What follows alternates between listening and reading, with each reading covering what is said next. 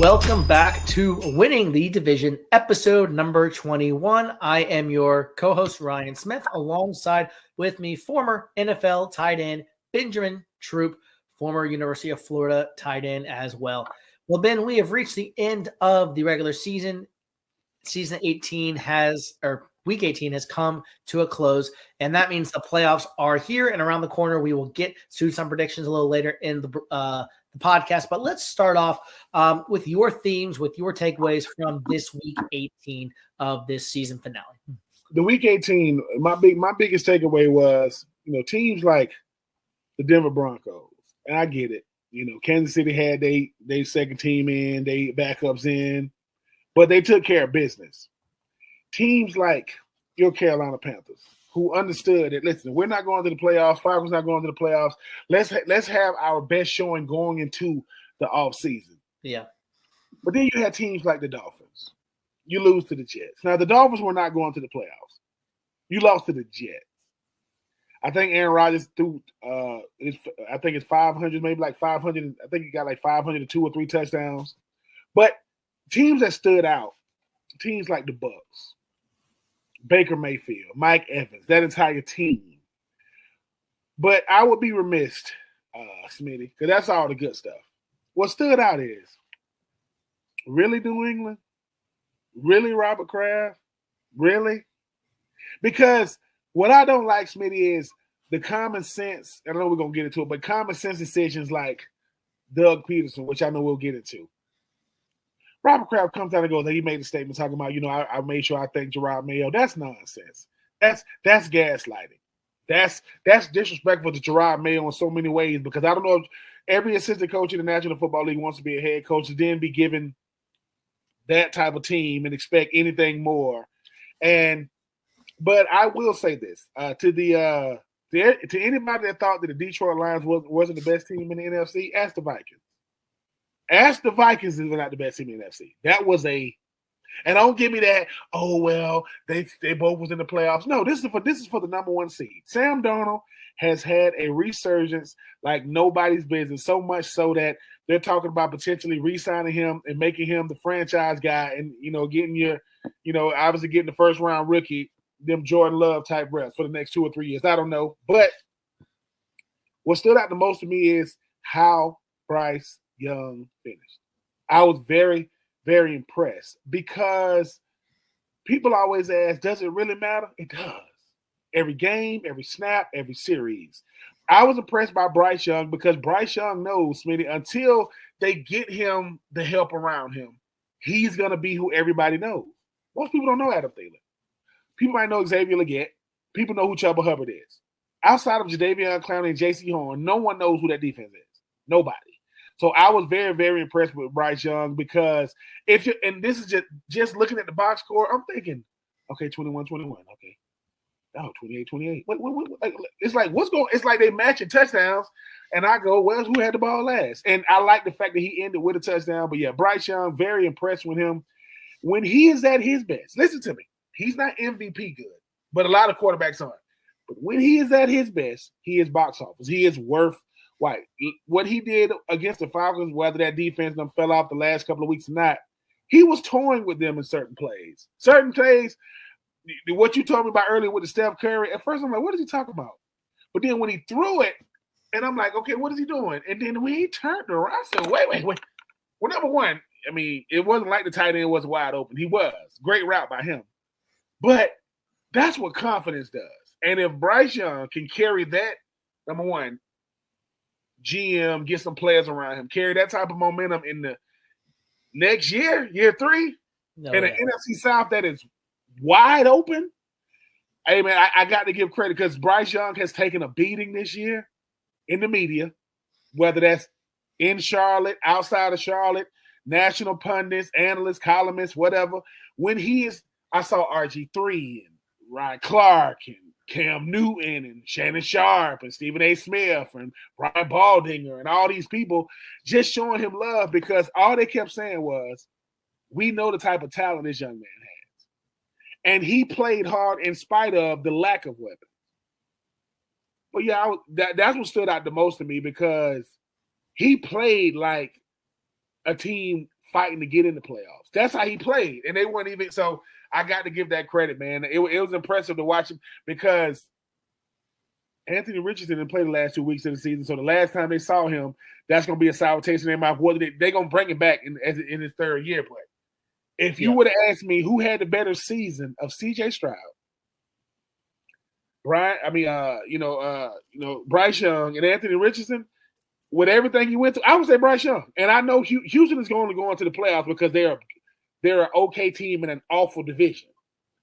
Bryce Young plays weeks 10 through 17, the first 10 weeks of the season. It is a total different team. I'm not saying they make the playoffs, but I think they fighting. I think they scratching and clawing to be the second best team in it, if not fighting Tampa Bay. So, like I said, from what he went through in year 2, the young man answered the bell getting benched, performed well, and were actually winning games once again. Got a head coach fired, New Orleans. Got a quarterback benched, and he left the team, Daniel Jones. And he told my Falcons, if we ain't going, y'all ain't going. Even though Tampa Bay did win. But so and you did predict this, Smitty. You said, one of your predictions was, my Falcons will, your Panthers will put my Falcons, and they did. So shout out to them Panthers. Yeah. We obviously aren't going to go through all the games this week, as you said, with backups playing. But my themes that stuck out to me, Lamar Jackson, 35% over the Browns on Saturday. He continues to be in the discussions for MVP. The cat just does things that are different. Just 2 touchdowns on the day, but he spread the ball out to Derrick Henry, who had 20 carries for 135 yards, and they did what they needed to do to wrap up the division. Joe Burrow, probably the best player, MVP worthy of non-playoff teams, who obviously did not play. He played well enough this season overall, but not good enough to get into the playoffs. Led the league in passing yards. Yeah. Had Jamar Chase, who might win the Triple Crown here as well. Only the 5th player to do that. And sadly, still not enough for the Bengals, as they will not obviously make the playoffs. On Sunday, we mentioned my Panthers. Bryce Young is a dude. I'm excited for the future. I think the Panthers are going to be wild card worthy next year. We'll see with our division being so crappy, as you know, being a Falcons fan. Let me ask you, though, really quick, as a Falcons fan, comparably, Michael Penix put on a show as well. He was, now the difference, I will say respectfully, is the Panthers did not have J.C. Horn back there. Derek Brown, Shaq Thompson, Josie Jewell, I can keep going. Whereas the Falcons had Justin Simmons, they had Jesse Bates, they had. I think they did. I think they had them. They did. So, but in your quickly, how did you think, as a Falcons fan personally, how did Michael Penix look to you? Even though he did come up short. Michael Penix should have been 2-1. Well, whatever, maybe 3-1 these last 4 starts. He won his first start. He definitely should have beat the Commanders. But against, I'm something you said. You kept talking about this is going to be Newton and Cam Matt Newton, Ryan. Matt Ryan. I believe in my heart that Bryce Young brought out the best in Penix. Like, I really do, because you don't want to get outdueled by the other quarterback. You just don't. And I will say this. Drake London is a number 1 receiver. Like, Drake did quite well. He went over 1,000 yards, had like I think he had like a $170 or something. He's very polished. Very, very good receiver. I was way wrong about him coming out of USC going as high as he went, because the tape on him was very, very, very small. But I will say Michael Penix has impressed. I think that they put Michael Penix in too late. By the time they put him in, I don't know how much of a season he had left to fight for, but he is the future. And I do think Kirk Cousins' days are over in Atlanta. I think they've already given him close to $100 million, so it ain't like he's going to walk away broke. But, yeah, I think Michael Penix was trying to go blow for blow, throw for throw. He played for play and series for series with Bryce. And to me, that's football. So much so that you forgot about the defenses, especially Atlanta's, and you just watching these guys go out there and duel. And I think Bryce Young, and I say this respectfully now, Bryce Young has Josh Allen in him. And what I mean by that is he can go out there and win with whoever you get. I am not saying he is Josh Allen. That is not what I'm saying. But Josh Allen is a guy that can go out there and take away his number one, take away, his deep threats from a year before, and he still goes out and do what he do. Bryce Young realized, man, I'm gonna go out there and win with who they get me. Yep. And if my number one receiver is 35 years old, and I'm still doing one up, come on, man, get that man his props, man. Get 34, 30, whatever Adam Thielen is. But Michael Penix impressed, but Bryce Young, man, it's like when a quarterback starts showing off, like when he starts doing certain stuff, you're like, oh my God. Like we've seen the football, Smitty, when we go, did you see that? Like, cause we see so much football that it's hard to be impressed. No, Bryce Young was impressive on Sunday. That stuff was impressive. Yeah. It was. Yeah, a lot of shout-outs. You touched on the Buccaneers. They did what they had to do to get into the playoffs. The Commanders is who they face. We'll talk about that when we get to the brackets. Patriots, they did what the Patriots did, and they, screwed themselves out of the number one pick and now are down in the draft a little bit. The Bears, I thought, was an interesting win over the Packers in Lambeau. Lost Christian Watson the rest of the season. He tore his ACL. And then Jordan Love also banged up as well going to the playoffs. He should be fine, according to Matt LaFleur, but still not optimal, especially if you're facing the Eagles in the first round. You talked about the Jets, the Broncos, even though they were playing the Chiefs backup, still to shut out a team 38-0 was impressive in my eyes. And then, like you said, with the Lions, 31-9 over the Vikings. Sam Darnold had an off night, but credit Aaron Glenn and that defense, and credit who was missing so many people, by the way, and still finding a way to do good work out there. And then Jared Goff, it really wasn't much in this game. It was all Jahmyr Gibbs, 139 yards, 3 touchdowns, and Jared Goff, 239 yards, 231 yards passing, had 2 interceptions on the day, but only missed 6 passes, 27 of 33. So those were some of my takeaways and themes. So we'll get into now our players and not so players of the week to recap week 18, and then we'll get into some of the playoff and draft and coaching things for the rest of this episode. So my player of the week, I'll just say it, is Bryce Young. Bryce Young was my player of the week. Kind of hard not to do it with 5 touchdowns, 3 passing, 2 rushing, 251 yards. Michael Penix on the other side, 312 yards, 2 touchdowns as well. And then your boy Bijan Robinson, if I had to add a third placer from this game, 170 yards, 2 touchdowns on 28 carries. But Bryce Young, my player of the week. And then my other kind of co-player of the week is Jahmyr Gibbs, who I mentioned from last night. 3 touchdowns on the ground. And I think he set the franchise record for most touchdowns in the season. I think he did, yeah. It was enough to get the Lions home field advantage, first round bye out of the playoffs, and just a dude out of Alabama and Georgia Tech, respectively, from his college days. And then my not-so player, and I'll just go and say the team, and just put this whole team in a category, if you will, is the New England Patriots. Because the New England Patriots, I mean, you had the number 1 pick. You were right there. And yes, I get it. Like so Ben, you can maybe explain this better because I didn't play in the NFL. Yes, a win in week 18 to feel good going out the door. Probably does feel good for those guys in the New England's locker room, guys that are going to be there next year. But you had the number 1 pick. You let it slide away. And now your coach is gone. We'll talk about him, like you said, in a little bit. But now you're, in a sense, starting over completely, not with the number 1 pick. But at least for New England, they do have their quarterback. But New England needs just about everywhere else help other than quarterback. I think Drake May is safely solidified there. So Patriots just don't look very good. I could have said the Giants here, but they actually put up a good fight. Malik Neighbors had a really nice touchdown at the end of the game against the Eagles. But the Patriots are my not team of the week as they slide from number 1 in the draft all the way down. I believe it's number 4 in the draft, if I'm not mistaken. Great list. My players of the week. Number 1, Ja'Marr Chase. Ja'Marr Chase bet on himself going into this season, and as you mentioned, he won a triple crown: most catches, most yards, most touchdowns. I think he ended up seeing like 17 touchdowns, right over 1,700 yards. I had almost 120 catches.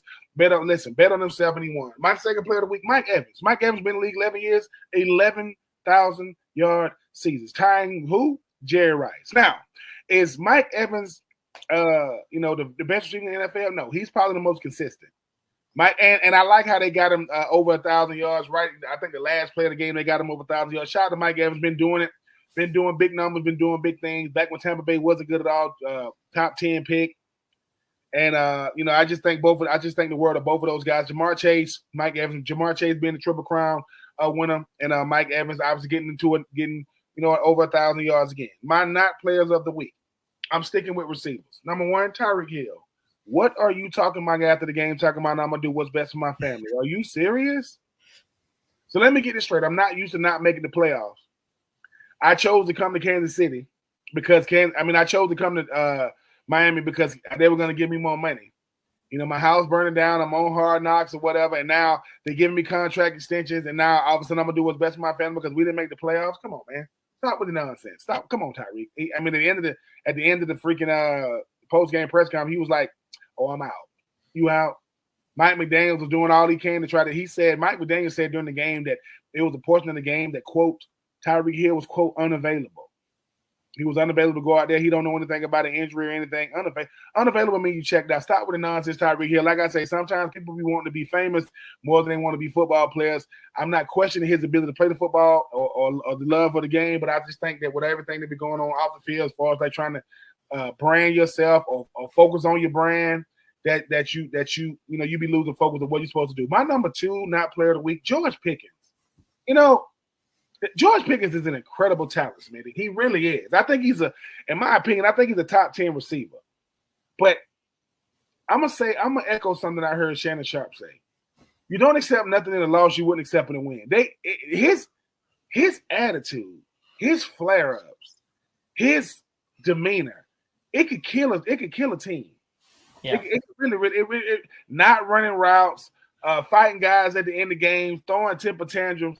Look, the days of my play superseding my bad behavior are over. George Pickens, you're a good player, not a great player, because George Pickens is their deep threat. When George Pickens is not in the Pittsburgh Steelers lineup, they're a totally different team. I love Freiermuth, I love Najee Harris, I love Van Jefferson, and so on and so forth. I love Darnell Washington. He ain't gonna catch but one catch every 5 games. But I just think the thing about George Pickens, Smitty, and people that say, well, Steve Smith, he was a lot. Steve Smith was a dog. But Steve Smith played, blocked hard, played hard.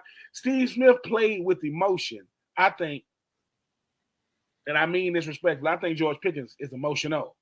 And I think the two are very, very different. I just don't get it. You're not good enough a player to be that big of a distraction. I think Mike Tomlin going to have to find a way to reel that in, because if it goes bad, which it probably will, do you pay George Pickens? I think he's a year 3 or 4, or do you move on from him? I don't know, because he is a big time talent.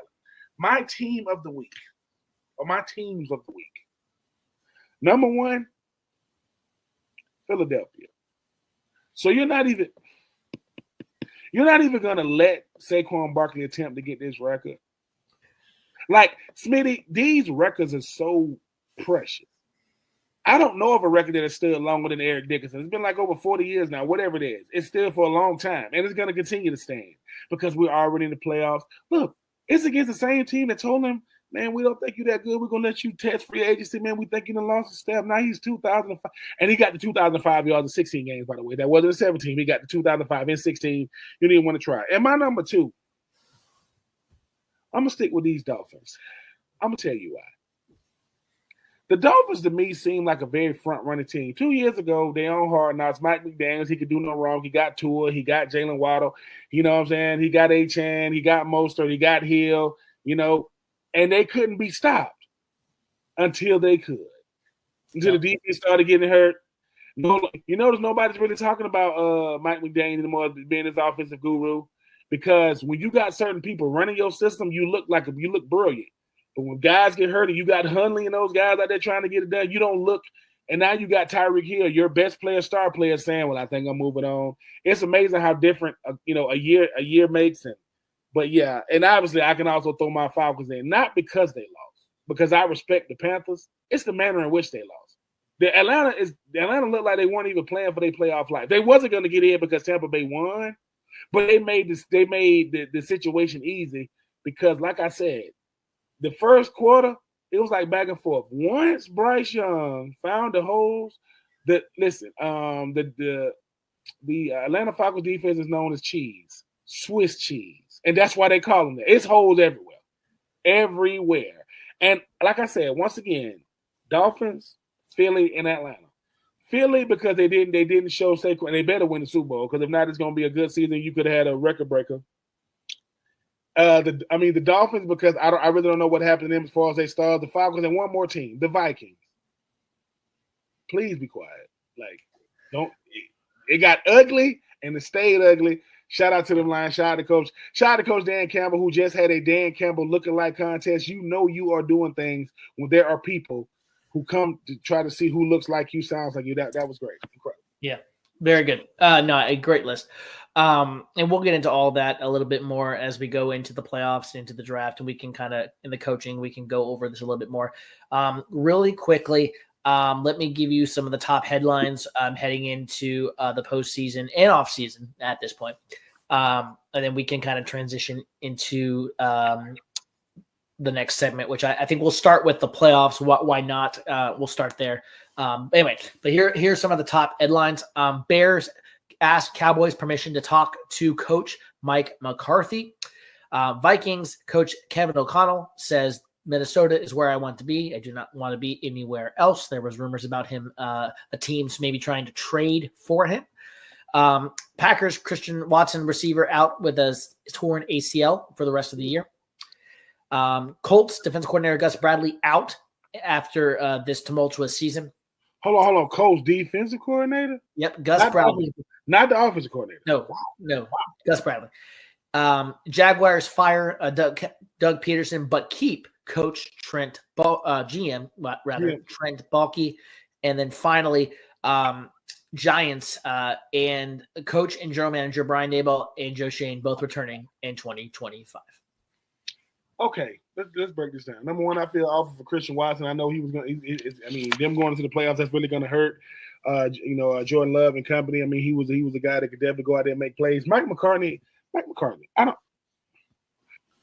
So the Bears, who just had coach, Eberflus, he didn't work out. Now, what is it with these veteran coach? Listen, Coach Mike McCarthy, we'll never know how good of a coach he is because he had Aaron Rodgers in his prime. He had a prime Aaron Rodgers and Jordan Nelson and Greg Jennings and Devontae Adams. Anyway?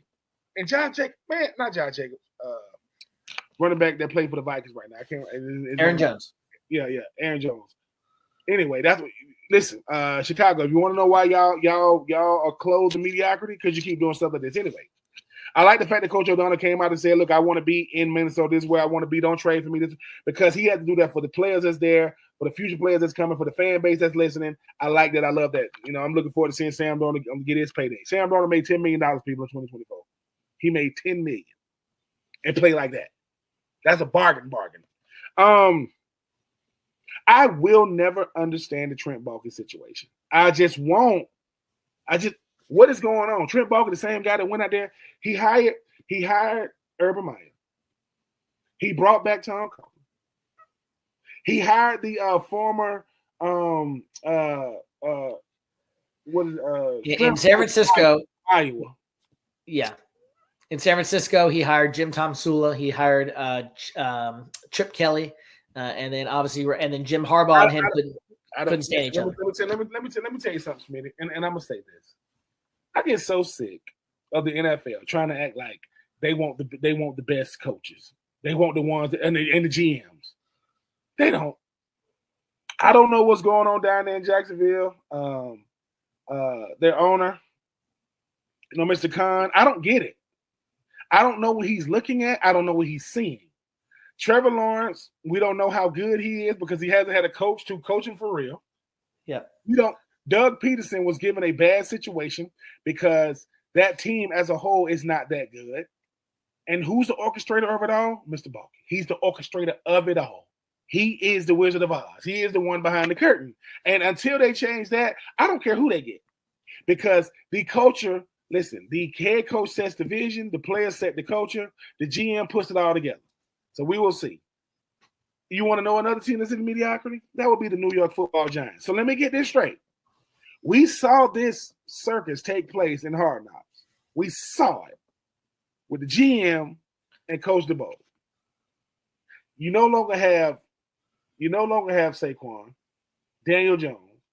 You brought your biggest addition was Brian Burns. I don't even think Brian Burns had double-digit sacks. Kayvon Thibodeau fell off the planet. I don't even know what happened to anyway. That's why certain teams will remain in the situation that they're in because y'all seem to think y'all know something that they don't. I told you, Smitty, when they be saying do certain coaches get shown loyalty to certain GM? Yeah, I think it is. I don't know why. Because I thought that if a player's not good enough, you cut him. If a coach not good enough, you fire him. So now but the ones who orchestrated it out, I'm gonna just move on from it. That's why Jacksonville is laughable. That's why the New York Football Giants are laughable because they don't want to make the hard decision. They want to say, people be thinking that Jerry Jones is the only owner that be trying to make bad decisions. Look at the Jets. Look at the Giants. Look at the Jags. Just look. The proof is in the fact that the one person who will never get blamed is the owner because, they write the checks. But just because you write the checks, just because you're big enough, doesn't mean you're smarter than everybody else. That just means you got more money than everybody else. Anyway, the coach fired their D coordinator. The coach fired the D coordinator, not the offensive coordinator. Once again, for Anthony Richardson to develop, you're gonna have not that he has to be this person. You need a Cliff Kingsbury type guy. A guy that can help develop the quarterback and call plays because no matter what, Joe Flacco was a better addition for the Colts than Anthony Richardson. But, hey, man, that's why I sit behind these mics or sit behind these computers or screens and just talk trash. But I'm just saying, you fired the coordinator. And like I say, did I miss anything? I know you said a bunch. No, the other ones that I was going to really quickly – 49ers safety Travarius Ward, unsure if he will be returning to San Francisco after a traumatic year that he had. Derek Carr had super positive talks with the Saints about returning in 2025. And then finally, Rex Ryan, if hired once again as the Jets head coach, I will quote in Rodgers Country Club. Okay. Travarius Ward, I'm praying for you, sir. I know I read what you were saying. It's probably going to be, it might be hard for you to come back because your daughter died out there in San Francisco. PTSD is something we don't get a chance to talk about enough. Your mental health is the only thing you have, especially as a grown man that plays football for a living. So if he don't come back, it won't be because he doesn't love San Francisco, because, man, I might need I might need some new scenery out here. If Rex Ryan does become, when you say Rex Ryan, say he's in the Aaron Rodgers Country Club, he want Aaron Rodgers back.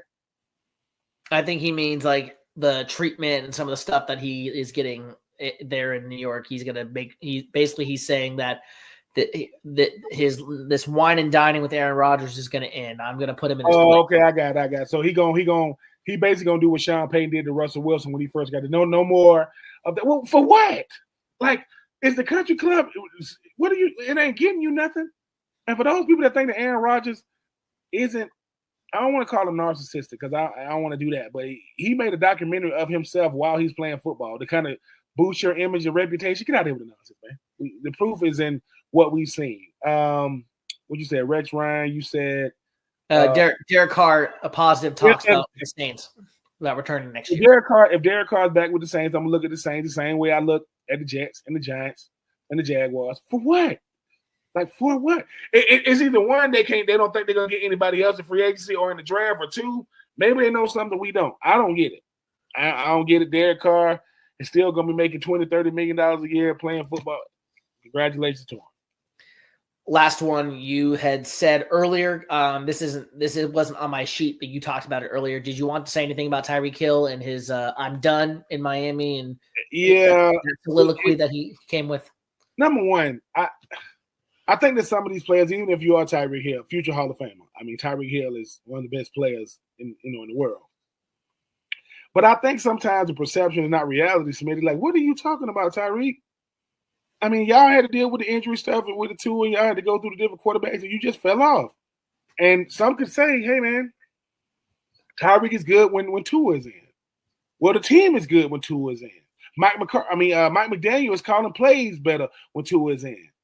But to say that kind of nonsense at the end of the game is almost like saying, look, it kind of sends signals, Smitty, that he's going to try to do some type of antics in the offseason to force a trade. That's a big contract that people got to pick up. Now, Tyreek Hill makes, let me say this. If Tyreek Hill thinks he's going to end up back in Kansas City, how Devontae Adams ended up with the Jets, that's not going to happen. There's a team in Carolina that might want him. Mm-hmm. Yeah. And if Tyreek Hill go to the NFC South with the Carolina Panthers, may God help us. Him and Bryce Young and Xavier Legette and somebody. Anyway, I don't even want to put that nightmare out there. I don't even want to see that. But I don't like the timing of it. Tyreek Hill been in the league far too long to understand that the words that he used and the magnitude of the words that he uses is going to be seen a certain way, felt a certain way. But when you say things like "I'm out," I mean, Mike McDaniel looked dejected in that post-game press conference because he's trying all he can to not throw Tyreek Hill on the bus. He's not going to do that. But these players that make it about themselves at the end of a season when you haven't performed well, and I don't know. But if I'm the Miami Dolphins, when it comes to Tyreek Hill, I would treat him just like the Detroit Lions treated Barry Sanders and Calvin Johnson. If you ain't playing for us, you ain't playing for nobody. We're not going to let you go off into the sunset and so you can finish your career, quote, the right way. No, we gave you way too much money and a contract extension since you've been there.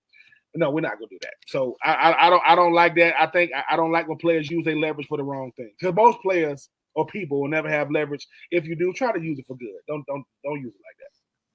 Well said.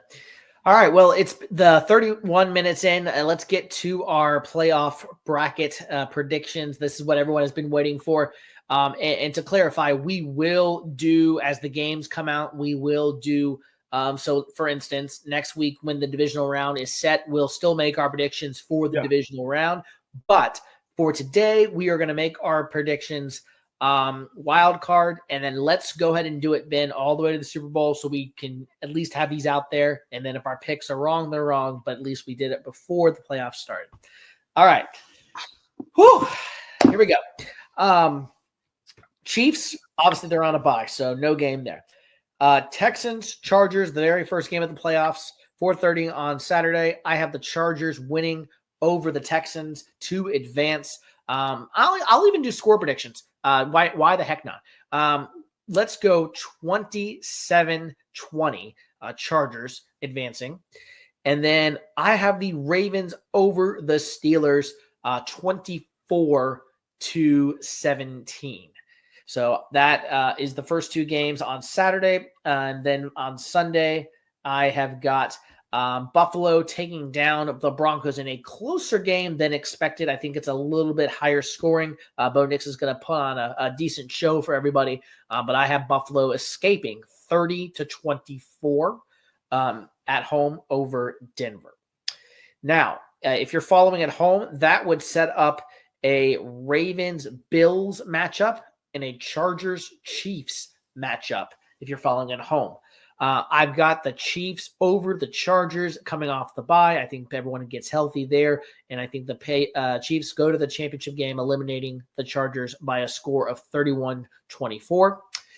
I've got the Bills nipping the Ravens in a classic game between Lamar Jackson and Josh Allen that is going to be popcorn worthy, 27-24. Last-second field goal by Tyler Bass, who has kind of had a media against him this year, but Tyler Bass is going to get the last-second field goal to send the Bills to the AFC Championship game against those Chiefs. And then in the championship game, Josh Allen is going to dethrone the king. I'm going against them. Bills going to the Super Bowl. Patriots or Chiefs three-peat is denied, and Bills shock the Chiefs in Arrowhead by a score of 31-27. So I have the Buffalo Bills going to Super Bowl in New Orleans. In the NFC, the Lions, obviously number one seed, they don't play on Wild Card Weekend. The Vikings, Rams, 4 or 5 seed. Actually, let me go in. Actually, that game's last. Let me go in order. Packers, Eagles, first game, 4:30 on the 12th. Eagles, Packers in Philadelphia. I've got the Eagles nipping the Packers, also in a very close game, 31-28. Give me the Eagles and Jalen Hurts escaping Jordan Love. Upset alert. I've got the Commanders ousting Baker Mayfield and company in Tampa Bay. Jalen Daniels is going to do what he does. I think this is going to be a lower scoring affair. This one's going to be 2017 Commanders. I think both defenses are going to play well, and points are going to be hard to come by in this game. 2017 Commanders with the upset over the Buccaneers in Tampa. And then the game that I wasn't sure who to pick. Rams, Vikings in LA. I just can't stop but think that Matthew Stafford is going to get into the playoffs. And if he does what he did a few years ago and gets and rode his team all the way to the Super Bowl winning ways, I don't want to do this to Sam Darnold, but I'm going to do it. The Rams oust the Vikings in the first round in a very close game, 27-24. Matthew Stafford takes down the Vikings at home to take the Vikings out. So that sets up, if you're following once again at home, that will set up a Commanders-Lions divisional matchup and an Eagles-Rams second round matchup. Give me the Lions over the Commanders, I think pretty easily. Jaden Daniels just not ready to face this Lions squad. Give me 34-20 Lions going to the NFC Championship game in Detroit. And then Philadelphia versus the Rams. Give me Philly at home in front of the Link and those fans. 30-24. The Eagles get the win over Matthew Stafford and the Rams to set up a Lions-Eagles NFC Championship game in Detroit, where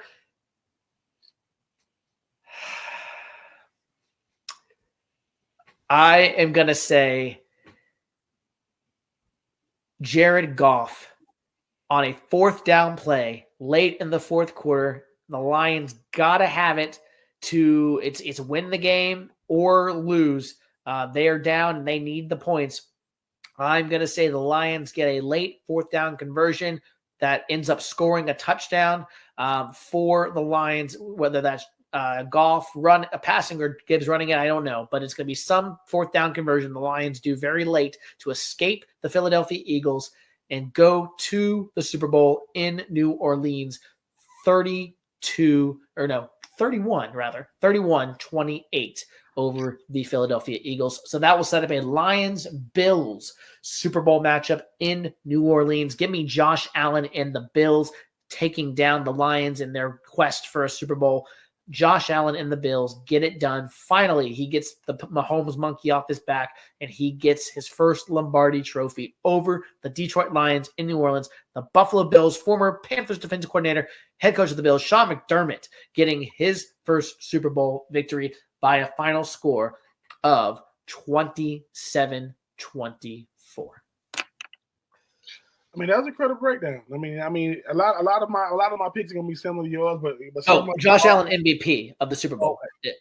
A lot of mine are going to be really, really similar to yours. I mean, I know you started with the Chargers and the Texans. The Texans are a better team at home, but they got too many kinks in the armor. I got the Chargers beating it. I think the Chargers are just a better put together team, especially with their defense with Derwin James and company.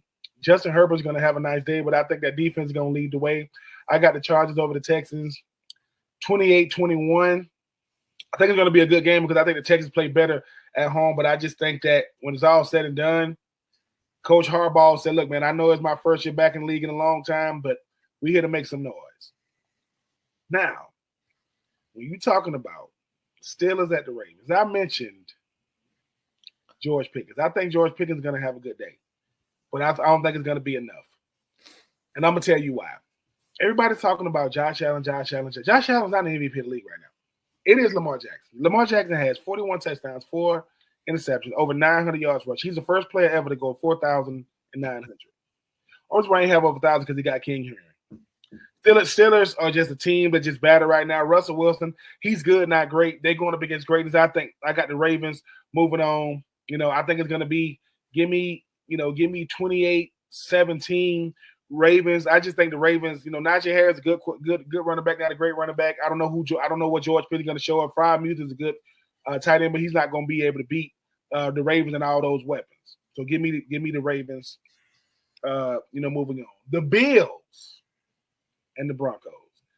Give a big shout out to Sean Payton and Bo Nix for what they did with the Broncos this year. It all comes to an end though.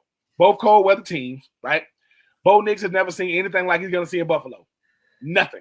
The fans, what he's going to walk into. But I do agree, Smith, it's going to be a good game because Sean Payton going to make sure it's a good game. But I just think that they got lasting power. Shout out to Von Miller, who got a sack at the end of the game, $1.5 million for that sack. So shout out to him. I got the Bills over the Broncos 31-24. I do think the Bills are just a team who's on a mission right now. So moving on, as you mentioned, you're going to have the Chargers versus the Chiefs and the Ravens versus the Bills. Here's the thing. The Chargers are going to give the Chiefs a good game because they're in the same division, right? Because they know each other. Familiarity. You're not beating Patrick Mahomes. Patrick Mahomes going to look over and tell Justin Herbert, you are not Joe Burrow. You are not Josh Allen. You are not Lamar Jackson. Those are the only guys that can beat me. Don't mean they will beat me. So I got the Chiefs when they first, I got the Chiefs coming out, get a nice win. Give me 34-24. Chiefs over the Chargers. A better game because, like I said, Bosa and James and that defense are going to keep them in the game, but just too much Chiefs. Now we got the Ravens at the Bills. Here's the thing, people. Here's my monkey wrench. I saw the post-game press conference when the Ravens won. And I'm looking at what Derrick Henry said. Derrick Henry said, look, man, we got to listen, man, we got to put our head down. Then we talked about Saquon Barkley going over 2,000 yards. Do you know that Derrick Henry had over 1,900 yards? 1,921 yards. And that's without featuring him. There are certain games they didn't even really give him the ball. I love the Bills. I love what Josh Allen is doing. I think this might be the year for Lamar Jackson and company. I just think that what they're doing offensively, defense is playing complementary. The Ravens defense is not as good as they have been in the past, Smitty, by the way. And that's the main reason I had them losing here. I can see it, though. I could see it. But here's the thing. Lamar Jackson is going to do what Patrick Mahomes does. Every time Patrick Mahomes plays against a quarterback across from him that's supposed to be better than him, that's supposed to be their year. Patrick Mahomes didn't even make the Pro Bowl. Lamar Jackson saying, so y'all think Josh Allen's better than me? Josh Allen, to most people, MVP candidate, MVP frontrunner. Josh Allen said, but Lamar Jackson like, really? I got more touchdowns than him. I got more passing yards than him. I got less interceptions than him. He just had a better record than me. Overall, better record as a team. They won their division. We won our division. I think Lamar Jackson's going to have something to say. I think Lamar Jackson's on a crash course to go to Kansas City. I got the Baltimore Ravens. Listen, going up there to, New York, Buffalo, New York. And I got them. This is going to be a good one. Give me 31-30. The Ravens, because the thing about Buffalo, just like I said, the Texans are a different team at home. So is Buffalo. Buffalo gonna find out because while certain people don't play weather conditions, they want the conditions to be ugly, nasty, cold. But I just think that Lamar Jackson is playing some of the best. Lamar Jackson got better numbers in 2024 than he had in 2023. In 2023, he won it up. He won the MVP. So I'm gonna go with the upset, even though both teams are worthy. Give me the Ravens over Buffalo. 31-30, which means now you got the Ravens going to the Chiefs. Now, I will say this. The Kansas City Chiefs lost one game. But Smitty, some of these games they should have lost, but they found a way to win. I think the Ravens finally unleash Derrick Henry. They say, look, it's going to be extremely cold. The conditions are going to be extremely nasty, right? They're going to find a way to neutralize Travis Kelce. They're going to find a way to neutralize, Worthy and those guys, Pacheco and those guys. I think that the Ravens are going to go to Kansas City and upset the Kansas City Chiefs. 27-24. Right, Ravens. This is going to be a back and forth affair because I will say this. I love what Kansas City is doing. I love the fact they're going for the three-peat. But it's bound to happen sooner or later, Smitty. Here's the thing. They've only lost one game.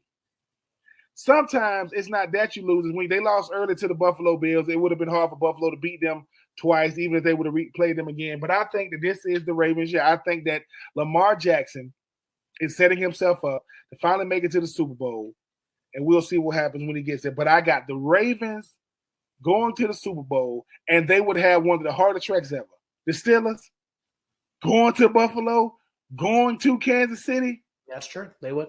So to me, give me the Ravens. Give me the Ravens. Going to the Super Duper Bowl. Now we talk about the NFC. As we mentioned, the Detroit Lions got to buy. Got it. You started out with the Packers. Who we got first? But who we got? Who are all of them on Sunday? Most of these NFC games. You said the Packers and the Eagles. Well, we just mentioned they play first. That's the first game in the NFC. Yeah. Yeah. Packers and the Eagles. Look, I love what Jordan Love has been able to do. That NFC North has been obviously the best, division in football, having 3 teams in it. You know, the Vikings, the Packers, and obviously Detroit. But the thing about this Packers team, they're coming in wounded. The Eagles are finding their stride. They're going to Philly. They had Philly rested their starters with offense and defense. They finna unleash Saquon. They finna unleash AJ Brown. They finna unleash Jalen Watt. They finna unleash Jalen Carter. They finna unleash, N'Kobe Dean and in that defense, Chauncey Gardner-Johnson, those guys. The Packers are going to come to play because it's going to be cold, which the Packers, don't get cold in Philly than they do in Green Bay. Jordan Love is going to put up, because he got Josh Jacobs to come. They're going to put up a fight, but I just think the Eagles are playing for something different now. Give me the Eagles high scoring too. Give me the Eagles 31-27 because I do think it's gonna be some offensive firepower going on. Both got real good quarterbacks. Both got real good running backs. I do give the slight edge to Philly as far as like their weapons overall. But but Rashad Gary and those guys on defense, I don't know if Zaire Alexander's gonna play. I don't know, but if he does play, they're gonna match him up against AJ Brown the entire game. But I still think the Eagles at home is different. Give me the Eagles, getting the big win. You said it though. Commanders at the Bucks. The Commanders get good weather. Do you have a score on that game? What did I say with the Eagles? I said 27-24 Okay. Eagles. I do think Jordan Love will come. They're gonna put up some numbers. They're gonna still make it a game. Commanders at the Bucks. The runaway offensive rookie of the year, Jaden Daniels, goes to Tampa. Now, I know they're gonna make it all about Mike Evans, Baker Mayfield, Vita Vea and company on defense. They're gonna have to, and Levante David. They're gonna have to deal with Jaden Daniels. I think Jaden Daniels is scared Terry in that defense. I got the Commanders upsetting the Bucks. I think the Bucks spent so much energy trying to scratch and claw to win that division that they might be out of gas.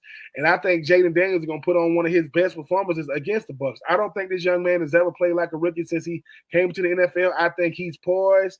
I think he has a veteran presence about himself. And I think when the world is watching, he's going to put on a show. Give me the Commanders going to Tampa, good weather, I think about it. It's 8:00 on Sunday night in Tampa, man. The weather gonna probably be around 60 degrees, maybe in the 50s. You know what I'm saying? Clear skies, we'll see. But I got the Commanders winning. Give me the Commanders 28-21 because Baker Mayfield and company are gonna put up a fight. But I got the Commanders winning 28-21 going to Tampa, which leads to the Vikings at the Rams. The Vikings, Sam Darnold. Listen, comeback player of the year. That's sealed. I mean, he wasn't hurt last year, but it's like, yeah. Right. Yeah. Sam Darnold has put on a freaking show this year. Jordan Addison, Hawkinson, you talk about, Justin Jefferson and, John Grenard on defense, Harrison Smith on defense. But the way they got beat by Detroit, people like, dang, dude, that's the same Vikings team. Yeah. Most teams ain't Detroit. But most teams ain't got what Matthew Stafford got. Matthew Stafford said, look, man, I could carve any defense up. If I could sit in that pocket, I will carve you up. Demarcus Robinson had a nice year this year. Puka, you talk about Cooper Kupp, you talk about Tutu Atwell. They got some weapons. Kyron Williams. Yeah. So for me, I'm like you. I got the Vikings having a good season, but I think it all comes to an end. Why? Because as well as you play, you still got to go on the road. SoFi Stadium is really, really nice. Give me the Rams. Love you, Sam Darnold, man. Love what you've done for yourself. Same. Give me the Rams. Man, I think we're gonna have to put up some numbers. 31-27 Rams because you got Jordan Addison, as I mentioned. You got Aaron Jones. You got Justin Jefferson. You got some players, but I just think the X factor is Matthew Stafford, a guy who already won the Super Bowl with the Rams, which leads to once again who I had. We will have the Commanders versus the Lions. Commanders versus the Lions. Well, Jaden Daniels, it's been fun, right? It's been incredible. But you got to go to the Dome, and that it is going. You ain't gonna be able to hear anything. Anything. Alexander Anzalone is back. They playing. Listen, Aiden Hutchinson said he'll be back for the Super Bowl. He still ain't back, and they haven't even missed him, which is probably scary for him because they let him know. Scary for the league. Yeah, it is scary for the league. I love what Jaden Daniels has done this season, but I just think that the Lions are on a crash course to get to the Super Bowl. Never been to a Super Bowl. Get to the Super Bowl. Think it'll be a good game, but St. Brown and company, Jahmyr Gibbs, as we mentioned, just set the franchise record for most touchdowns in the season. That's saying a lot with Barry Sanders being there. Give me the Lions 34, Commanders 24, because I do think they're going to score some points. The Lions move on. Now, Eagles, Rams. What makes this game scary is Matthew Stafford, because the thing about the Eagles defense, they're good, but they're not scary good. They don't intimidate nobody good. But you got to deal with that front seven. You know, you got to deal with Jordan Davis and Jalen Carter. You got to deal with Nakobe Dean on the back end. You know, you got Darius Slay. You still got, Chauncey Gardner-Johnson, those guys. But they don't scare people. What scares people to death about the Eagles is Saquon Barkley. He scares people to death because one play, he's gone. Well, this Rams defense, I don't think is built to stop Saquon Barkley for 4 quarters. They can stop him. They ain't built to stop for 4 quarters. So I think Matthew Stafford will put up a good fight, but I just think second half will be too much of the Eagles. I think, give me the Eagles, 28. Matthew Stafford comes like 17. I think they're going to run out of gas because, Matthew Stafford's probably going to be getting hit, going to have to get rushed, going to have to make some rush throws because I love Matthew Stafford. But Matthew Stafford has never been afraid to throw the football, never been afraid to throw the football to the other team. Now, he's gotten better with that with age, but he's a gunslinger. He's going to trust himself, which leads to the Eagles and the Lions for the NFC Championship game. If you are the Eagles, you say to yourself, we got Saquon Barkley. They got Jahmyr Gibbs. We got Jalen Hurts. They got Jared Goff. We got Sirianni. They got Campbell. Detroit plays football like the city of Detroit. They are gritty. They do not care how they win. They don't care about style points. They don't care about looking cute. St. Brown will block these DBs within an inch of his life. He cares that much. Detroit says, look, man, we scratched and clawed to get here. We played our best football in week 18 of the season against a division opponent. Listen, we respect what Saquon has done, but we'd rather have Jahmyr. We respect A.J. Brown. We'd rather have Amir. We rather have St. Brown, right? We respect Sirianni. We love Dan Campbell. Everything that the Philadelphia Eagles hope to become as a franchise, even though they've already won a Super Bowl, Detroit is saying, look, man, we tired of being the laughing stock. We tired of being a team that people go, oh, people used to go to Detroit for their careers to go down the drain. I think this is going to be a good game. I think Alex Anzalone and that linebacking core are going to say, we want Saquon. And we respect them, but we're going to hit them. Give me the Detroit Lions. This going to be an NFC Championship game. I think it's going to be a real good one. Give me the Lions winning. A nail biter, too. 28-25. This is going to come down to the fourth quarter to me, but I just think the Lions, from what I've seen Smitty all year, they've won in so many different ways, and their division was harder. Even though the Commanders are coming out of the NFC East, give me the Lions over the Eagles. 28-25. It's going to be a nail biter, but I think the Lions, which means the Lions, for the first time in franchise history, will go to the Super Bowl against the Ravens, who have been to the Super Bowl twice and never. So the Lions never been, and the Ravens have never lost in the Super Bowl, right? The Ravens won with Trent Dilfer. They won with Joe Flacco. Well, guess what? I think they're going to win with the greatest quarterback in franchise history. I think the Baltimore Ravens hoist up their 3rd Lombardi trophy. I think Lamar Jackson puts on his best game we've seen because here's the thing, Smitty. What Lamar Jackson has is he said, look, I've done everything, Smitty. They said I was a running back. Shout out to Bill Polian. I don't know what he's talking about. I got 40. Smitty, could you imagine If Bryce Young had 41 touchdowns and 4 interceptions and 900 yards rushing, you don't think he's the MVP of the league? Think about that. 41 and 4. Hold on. Just put the rushing yards to the side for a second. 41 and 4? Have you ever seen numbers like that? 41 touchdowns and 4 picks? What? Pretty good. Anyway, good. I think that he validates why he should be the MVP. Think about this. When Tom Brady was the last time we saw talking about MVP of the league, MVP of the Super Bowl. I think he's telling Patrick Mahomes, I want to be in those rare numbers of winning the regular season MVP, Super Bowl MVP. Because guess what? If he doesn't win regular season MVP, he'll say, well, I'll just go after something that I know I've earned the regular season. They want to give it to Josh Allen, but I'm going to beat him, in the AFC Championship game, so I can just move on to the Super Duper Bowl. Give me the Baltimore Ravens beating the Detroit Lions 28-21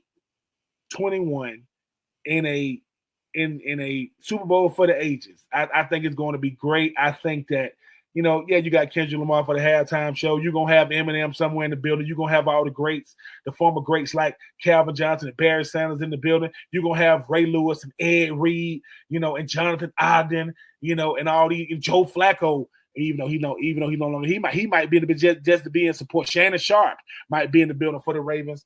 I just think with so much talk about Josh Allen, nobody's really talking about Jared Goff. We should be talking about Jared Goff the same way we talk about, Sam Darnold. No one's really talking about him. I think two teams that's doing it for their city. Rep your city. Detroit is going to be a tough out. They ain't going home quietly. And I think because of the addition of Derrick Henry. No. You know what? I take that back. Let me say something I shouldn't have said.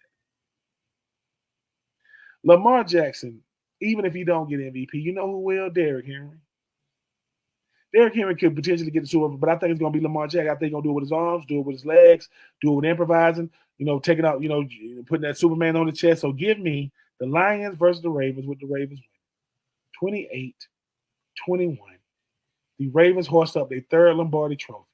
Lamar Jackson can finally say he can breathe. Like back when Steve Young finally won the Super Bowl out of the shadow of Joe Montana. Somebody else got that monkey off his back. Like, hey man, Lamar Jackson is already a Hall of Famer. 2-time regular season MVP, probably should be the 3-time regular season MVP. Now he get to add that Lombardi trophy. Smitty, I'm gonna say to you what I said about Bryce Young when Bryce Young started winning. What they gonna say then? What they gonna say when the guy who was doubted, who arguably not the greatest, Lamar Jackson is not the greatest quarterback to ever come through college football. But when you talk about the best to me and greatest to me, you won Super Bowls, Heisman.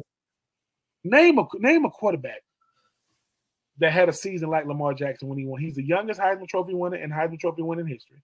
He's the only, him and Cam Newton, I think, are the only two Heismans to ever win are they the only two Heisman to ever win the MVP? I can't remember. I don't want to get too far into the record. Yeah, I have to look that one up myself. But I will say this. I like yours, but I think it's going to be I'm going to give me the Ravens instead of the Bills. Give me Lamar Jackson instead of Josh Allen.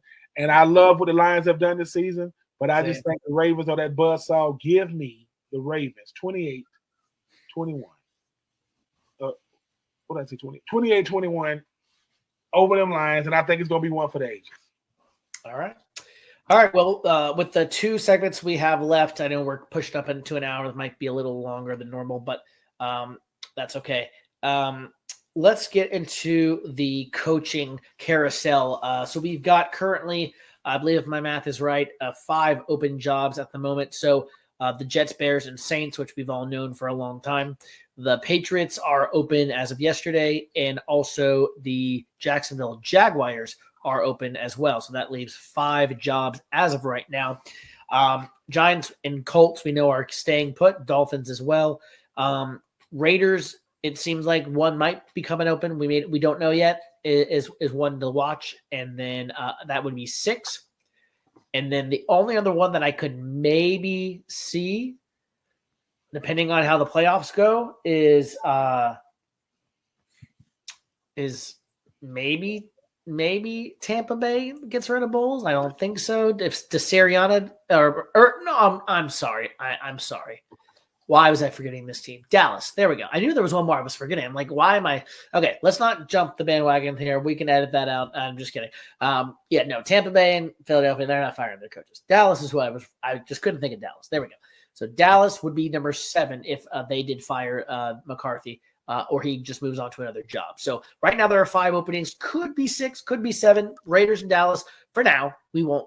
As of this episode, we won't talk about those because they still have coaches in place. So let's just talk about the 5 that are currently out of jobs. New York Jets. I'm going to give you my 5 predictions on who I think is going to be the job for each of these 5 positions and why.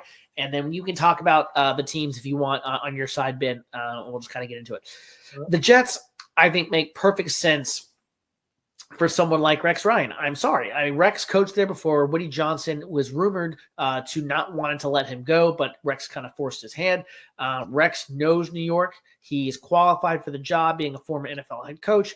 He has the players who would be able – the roster's not barren. I mean, they definitely have some holes, but it's definitely not a barren roster. And give me Rex Ryan getting this job. I think Mike Vrabel will be a close contender as well, but give me Rex Ryan getting the New York Jets job. Someone's got to take that job at the end of the day. The New Orleans Saints is an interesting one with a lot of different candidates, I think, rumored to go there, but I've got Aaron Glenn of the Detroit Lions, defensive coordinator, former player down there who's going to, from Louisiana, he's going to want to get back there, and I think he's going to do a good job with the New Orleans Saints. That defense needs a lot of work, though. I got Aaron Glenn getting the New Orleans Saints gig. And again, these are early predictions. We can talk about those as the coaches do get hired down the road, but this is just my early thoughts, predictions on these jobs, by the way. Jacksonville Jaguars. This is where I think Ben Johnson is going to go. Jacksonville Jaguars will land the big fish. Ben Johnson from the Detroit Lions will go to Jacksonville. I may be way off based on this, but I think he has a quarterback like Trevor Lawrence. He's got some weapons around him. They just need to be used a little bit better. And I think the Jacksonville Jaguars will hire Ben Johnson away from the Detroit Lions, which means the Lions will lose both of their coordinators from this year's 15-2 regular season team. Who's next here? Let me think. Help me out here. Who's next? You got the Bears. Bears, yes, thank you. And then the Patriots, yes. So the New England Patriots are going to hire Mike Vrabel. Kraft is not going to overthink this. Vrabel is going to go back to New England where he was a player, an established culture builder. He's going to do things there and get them all sorted out, and they are going to get the job done there in New England. Vrabel's going to bring that toughness culture to them, and I'm going to say that Vrabel goes to New England. I will say my caveat is if Ben Johnson decides not to go to Jacksonville, I think he will go to New England. That would be the other place that I see Ben Johnson potentially going to if he does not go to Jacksonville. And then finally, that leaves the Chicago Bears, where I went back and forth on this one because another spot I could see Vrabel going to, another spot I could see Ben Johnson potentially going to. I'm going to say the Bears will hire, and I know this sounds risky given his current situation in the league right now. Give me Brian Flores, Vikings defensive coordinator, going to the Bears as their new head coach on the defensive side of the ball. He brings an elite defensive mentality, blitz heavy, knows Ryan Poles from back in their college days, worked together with Kevin Warren as well. So he knows him quite well. And so I think that's going to be a good marriage for the Chicago Bears. Give me those 5 coaching candidates, excuse me, to round out those 5 holes. Ben, I know you might have some more to say as far as the coaches who were let go. I mean, my only thoughts on those, the other 3 we've kind of all talked about, but just the 2 recent ones. Yeah, Doug Peterson, I thought, it was time. And then Trent Baalke, like you said, don't know why he's still not there. I don't see how he's surviving. According to people across the league, that is the most stunning move that Baalke is still remaining employed there as GM. And then with the Patriots, I think it was. I agree with what you're saying with Mayo, but I would raise this point: is it possible that in life, when Kraft, as good of a player as Jerod Mayo was, and as good of a coordinator Jerod Mayo is, is it possible in life sometimes when you know you messed up, guys not ready for the job, You rip the Band-Aid off instead of prolonging the mistake and doubling down on the mistake. I think Kraft just ripped the Band-Aid off and said, we're done. I mean, yes, it was a tough decision. Yes, it was an emotional decision. Yes, I don't think he really deep down wanted to do it, but I think he just ripping the Band-Aid off and said, yep, I made the mistake. I don't want to double down on the mistake. I want to rip the Band-Aid off and get it done now. And that's kind of the way I look at it from that standpoint of Jerod Mayo being let go. So those are my thoughts on those jobs. Number one, I think all your picks are dead on. I mean, Aaron Glenn, the former Saint, I think he'll be great for the Saints as far as like a different makeup. I think he's learned a lot on the Dan Campbell, and he's earned the right. I think the Jets are the type of coach. The Jets are the type of team that a certain type of coach has to be built for that culture, for that division, for the expectation. I think Rex Ryan wants to do over. Rex Ryan left the Jets, went over to the Buffalo Bills. It didn't really go as well. I think he wants to do over, and he wants to be able to pick a better quarterback. And when I say better, I mean not name Aaron Rodgers. Right. Next, I think Ben Johnson is going to be probably the biggest addition, because the thing about Ben Johnson, Trevor Lawrence, just like a Jaden Daniels, even though Jaden Daniels is a rookie and Trevor Lawrence is not, you need somebody that can help the quarterback and the offense and the team. You need somebody to say, Trevor, that's not good enough. Like, I'm not intimidated by you being the franchise guy. I know you're going to be the guy I'm inheriting, but I think Ben Johnson will do wonders for him. If Ben Johnson can do for Trevor Lawrence what he's done for Jared Goff, oh my goodness. Look out AFC South, look out AFC. I think Brian Flores is going to get another shot with the Bears. I just think that we're going to see how much he's learned from his time in Miami with Tua. Like, Caleb Williams, now listen, Brian Flores is a defensive-minded coach, just like Coach Eberflus. You got the same type of coach. And that's the only reason I say maybe they go offensive coach there. Yeah, listen, because I don't think Ben Johnson, if Ben Johnson ends up with the Bears, I can see that happening only because he's the offensive. I can see that too. Yeah, but I don't know what that would do for a Brian Flores trying to go to the Jags. But I do see Brian Flores landing the spot. Mike Vrabel probably was always the guy that New England wanted. I don't know why they didn't just pull the trigger last year. Like, look, I don't like when you treat adults as Band-Aids. Well, I think the reason why is because Kraft essentially said that Mayo was going to be Bill's heir. And I think that's why they didn't pull the trigger. But here's the thing, though, Smitty. Number one, the hardest thing to do is to come behind the legend. Yeah. No matter what.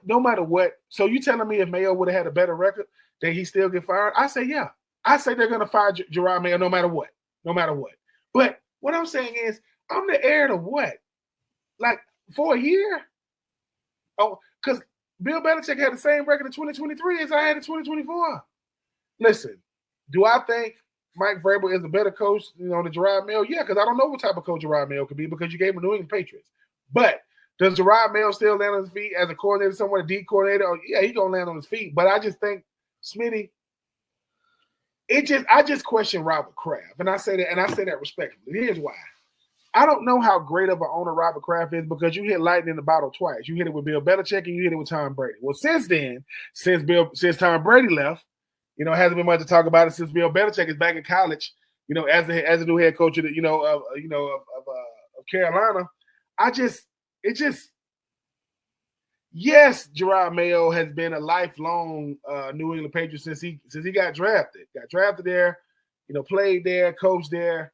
It's like he gonna say the right things, but come on, man. Like, it's almost like you knew this was gonna happen no matter what happened. But I do agree. I don't know if the Bucs will indeed move on from Coach Ty Bowles. I don't know if the Raiders, because whenever you start fresh, it's gonna take some time. People say, well, why not Harbaugh? Well, Harbaugh just needed a quarterback, and he got it. He got a defense. But I like all your picks, though. I just think that when you start talking about the coaching carousel when it comes to the National Football League, and I say this respectfully, when it comes to the Art Rooney Rule, you have to interview, minority candidates and things of that nature, and and you start talking about you start talking about black coaches getting opportunities. If Mike Tomlin is the barometer for black coaches, a black coach will never get hired again because the guy's never had a losing season. That can't be the barometer. The barometer has to be, all right, can black coaches be mediocre coaches to keep their job? Because if they can't, you're going to see Jerod Mayo's a lot. You're going to say, and that's the only part. Listen, I am not saying you hire Gerard Mayo because he's a black guy at all. At all. I would never say that. I'm saying don't make me look like a freaking circus and doing it like this. Like, that's all with Robert Kraft. I don't know Robert Kraft. It's just, the only wild card and the two wild card owners in the National Football League are one, Jerry Jones, and number two, Mark Davis out there with the freaking Raiders. That dude is a wild card. You never know what that dude gonna do. So if Antonio Pierce is not the head coach anymore, it's because Mark Davis is the wild card. And if Coach McCartney is no longer with the Dallas, that's another team. The Dallas Cowboys could probably move on from their coach too because the Chicago Bears have reached out to him. I don't understand this fascination with Coach McCartney. I'm not understanding it. I don't get it, Smitty. Maybe you can help me. I don't understand. I really, really don't. That's like people saying Aaron Rodgers won a Super Bowl. He won a Super Bowl 15 years ago. What? Anyway. But yeah, these openings are crazy. As you mentioned, it can still be the Raiders, it can still be the Bucks, it can still be. So we at 5. It can potentially be 8. When you talk about the Bucks, when you talk about the Raiders, when you talk about the Cowboys as well. But listen, coaches are gonna get fired every year. New coaches are gonna get hired every year. But what Ben Johnson has done, and Aaron Glenn has done as the OC in the DC for Detroit, what Brian Flores has done, whatever. Now he ain't doing it for the Vikings defense on Sunday. You ain't looking at that tape, right? Yep. And and who exploited him? Ben Johnson exploited him bad. But I am looking forward to all these guys. And Mike Vrabel, as you mentioned, man, I mean, that's kind of sour taste in my mouth. I don't understand why they got rid of him up at the Titans. I mean, he was a good freaking coach. He had Marcus Mariota and all these different guys, but not even Mike Vrabel can deal with Will Levis and Mason Rudolph. A man can only take so much. So I can understand him if he do become the new head coach of the New England Patriots. But we will be watching with very and excited about to see who these new coaches are going to be to try to get these new regimes going. Well, last segment here, and we'll make it. We're going to go into this a little bit deeper as we get closer to the draft. I just want to talk about the draft very briefly, and then we can close out with any other thoughts that you had as well. Anything that you wanted to say that maybe we didn't get to as well in this episode. So I'm just going to read off the first 10 teams in this draft. I'm just going to go 1 through 10. Tennessee, Cleveland, Giants, Patriots, Jaguars, Raiders, Jets, Panthers, Saints, Bears. Those are the top 10 picks in this draft. We can do a full mock if you really want to, Ben, later in the offseason towards the – you said Titans, Bears. Who's third? The Giants. I'll read it again for the listeners. So first top 10: Titans, Browns, Giants, Patriots, Jags, Raiders, Jets, Panthers, Saints, Bears. Those are the top 10. And for good measure, San Francisco is number 11. They haven't been top 11 since I think they got Bosa at number 2, if I'm not mistaken, back in the day. Yes. Okay, so here's what I'm thinking. This is just off my gut feeling. I'm going to give you a top 10 mock draft now, and I will modify this and make it 1 through 32 later on. This is just my top 10. I picked 10. I could have picked 5. I just picked with 10. And I'm going to go through these really quickly. Titans are going to take Cam Ward. Yes, Ben does not like this, but Titans are going to take Cam Ward, and I think he's going to go there, and Will Levis' time is done. Cleveland, they are going to trade down with the Giants. Giants are going to go one spot up to make sure they get Shedeur Sanders. Giants are going to go Shedeur Sanders at number 2. That means the Cleveland Browns are going to take Travis Hunter at number 3. The Brownies get Travis Hunter to go along with somebody at quarterback there. Number 4, the New England Patriots select the Texas left tackle Kelvin Banks Jr., who is a stud over there at Texas. Good feet, good balance. He is an absolute animal. Jaguars at number 5, they need help on the interior defensive end or line. They take Mason Graham from Michigan, who I really love for the Panthers, but he will not be there, unfortunately, as the Jaguars take Mason Graham. Number 6, the Raiders get Ted McMillan from Arizona, number 1 wide receiver for whoever's going to be playing quarterback out there. He's going to they could go defense here as well, but I'm going to say the Raiders get Ted McMillan from the Arizona Wildcats. Will Johnson, corner from from Michigan. That's another pick. I'm sorry. Jets, Abdul Carter, defensive end from Penn State, another Panther player that I really like for him potentially, but he's going to go to the New York Jets. One pick right before the Panthers. Give me Abdul Carter going to the Jets. I thought about Will Johnson for my Panthers here, but with Abdul Carter and Mason Graham off the board, as much as I like Will Johnson, I think he could do a good job for the Panthers opposite J.C. Horn. I'm going to go Mikael Williams, defensive end for Georgia. They need a dog, and he is an insane athlete. First-round talent, might be one of the best defenders off the board in this draft come April. The New Orleans Saints are going to get Will Johnson. They need a cornerback, long-term quarterback with Marshawn Lattimore being traded early this season. And then I got the Bears taking Will Campbell from LSU, left tackle. They need a offensive line help in the very worst way to protect Caleb Williams. So that is my top 10 very, very early mock draft. I will say, Ben, before you get into yours,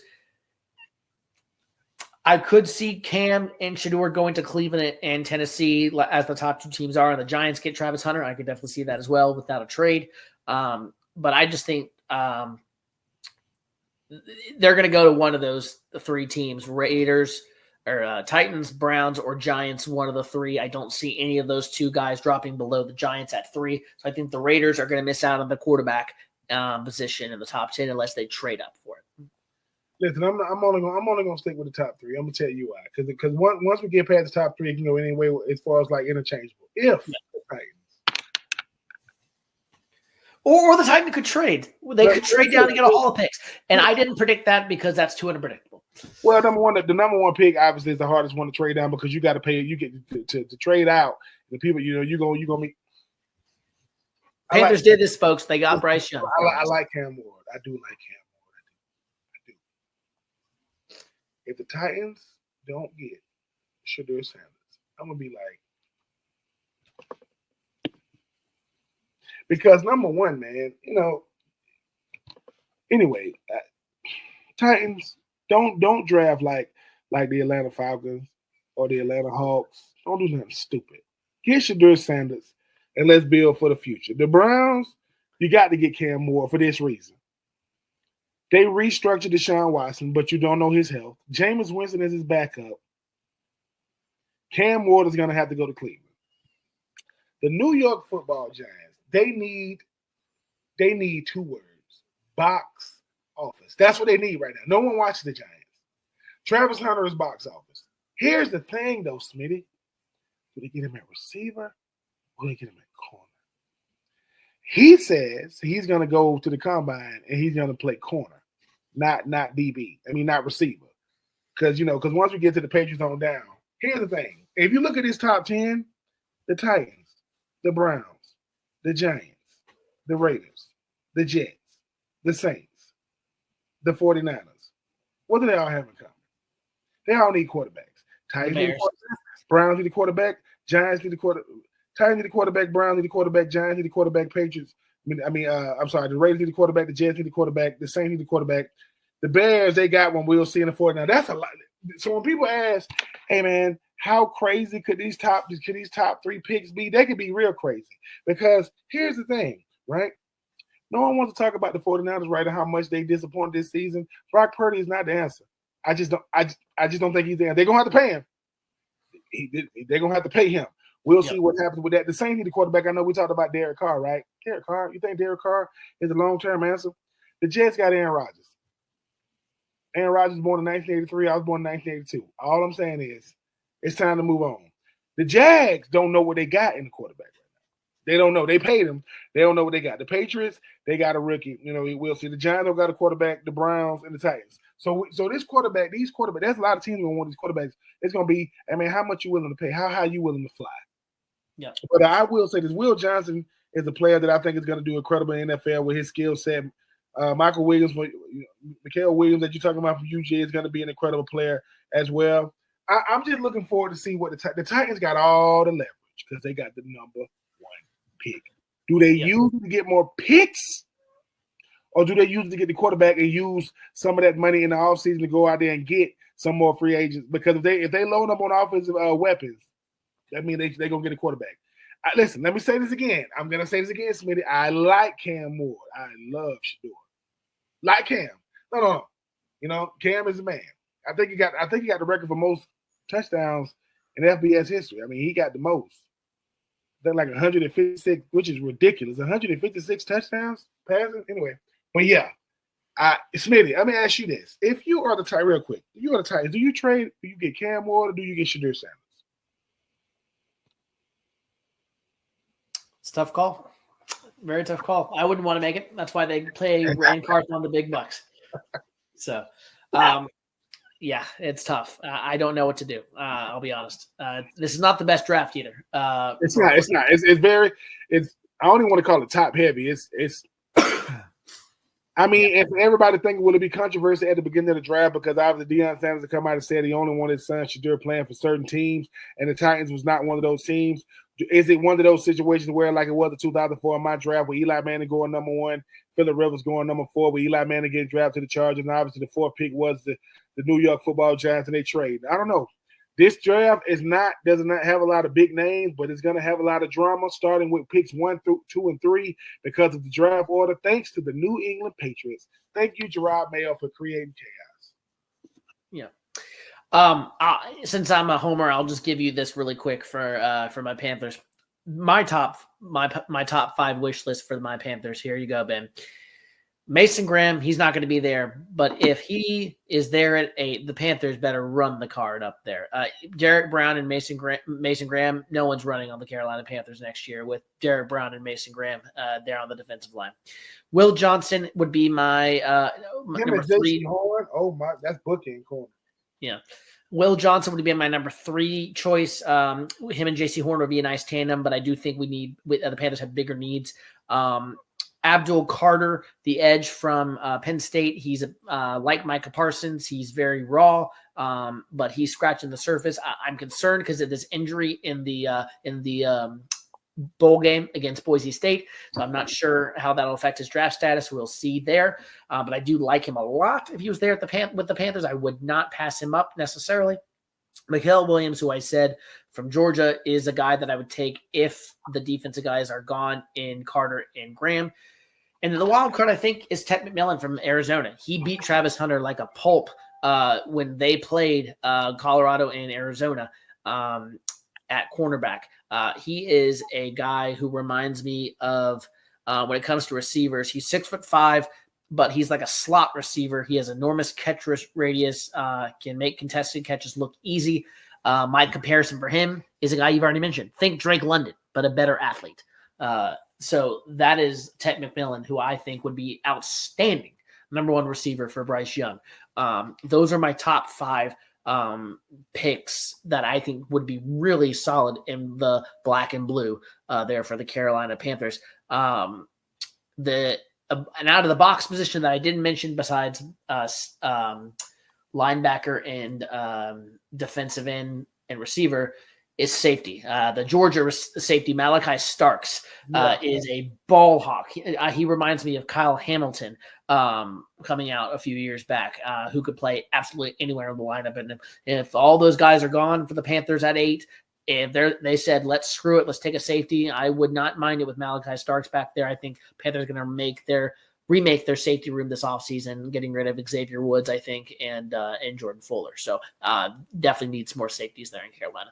Anyway, so off my Panthers soliloquy, is there anything you wanted to wrap us up with before we end episode 21? Anything else you wanted to get off your chest as we start the playoffs wildcard weekend coming up this week?